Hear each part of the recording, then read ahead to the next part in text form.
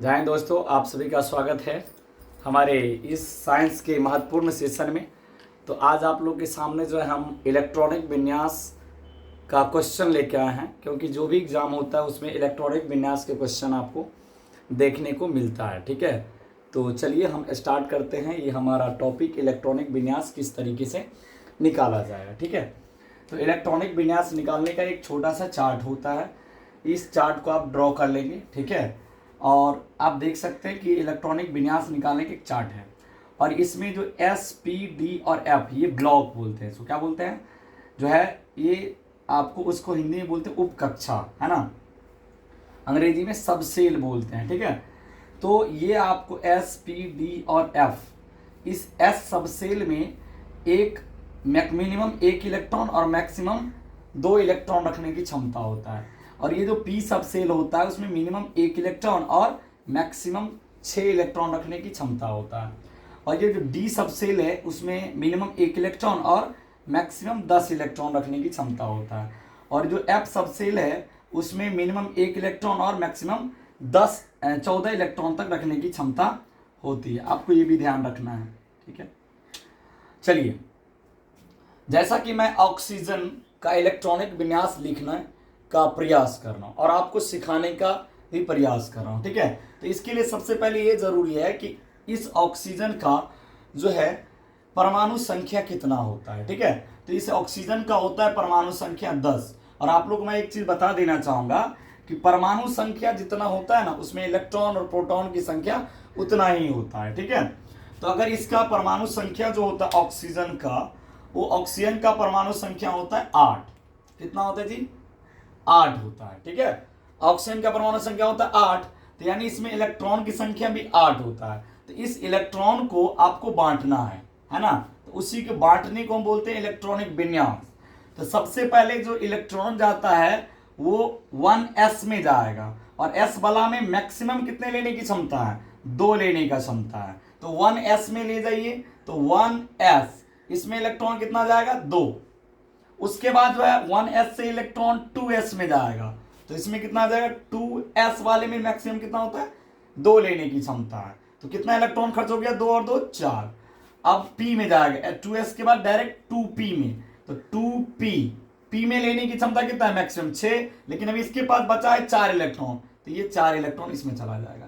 तो ये हो गया इसका इलेक्ट्रॉनिक कॉन्फ़िगरेशन, इलेक्ट्रॉनिक विन्यास। उसी तरह जो नियॉन है, इस नियॉन में जो है परमाणु संख्या होता है इसका 10। ठीक है, तो इसका इलेक्ट्रॉनिक विन्यास कैसे लिखेंगे? इसी प्रकार, पहले 1s, s वाले में मैक्सिमम 2, तो अभी इलेक्ट्रॉन भरपूर है तो आप 2 ले सकते हैं। इसका 2s में जाएगा, 2s, s वाले में मैक्सिमम 2 लेने की क्षमता है, 4 खत्म हो गया। उसके बाद 2p में प्रवेश करेगा, 2p, अभी 6 बचा हुआ है, इसमें मैक्सिमम लेने की क्षमता कितना इलेक्ट्रॉन? 6 ले लेगा, हो गया 10। अब देखिए यहां पर आगे Na plus, Na plus, plus का मतलब होता है उसमें से इलेक्ट्रॉन का निकलना। जितना इलेक्ट्रॉन निकलेगा उतना उस पर प्लस चला जाएगा। तो सोडियम का परमाणु संख्या होता है 11, परमाणु संख्या होता है इसका 11, इसमें प्लस कितना है? 1 प्लस है, तो इसमें 1 माइनस कर देंगे, 1 माइनस कर देंगे, इसमें इलेक्ट्रॉन कितना हो गया? 10। ये 10 पे लिखा जाएगा इसका इलेक्ट्रॉनिक कॉन्फ़िगरेशन। ठीक है, तो आप लिखिए, इसमें 10 इलेक्ट्रॉन है, तो 1s, s में कितना जाएगा? 2, उसके जाएगा 2s, 2s, s वाले में मैक्सिमम कितना जाता है? 2 जाता है। उसके बाद किस में जाएगा? 2s के बाद, तो 2p कितना हो जाएगा? 6। ध्यान रखना है, जितना प्लस होगा उतना उसमें से इलेक्ट्रॉन कम हो जाएगा।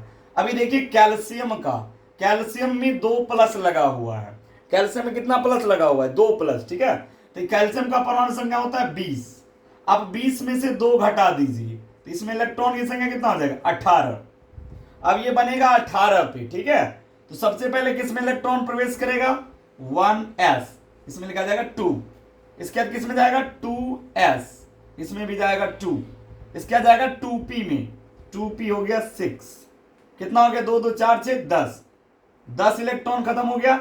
अब बचा अभी भी 8 को, 2p के बाद जाएगा 3s, 3s में कितना जाएगा? 2, 12 खत्म हो गया।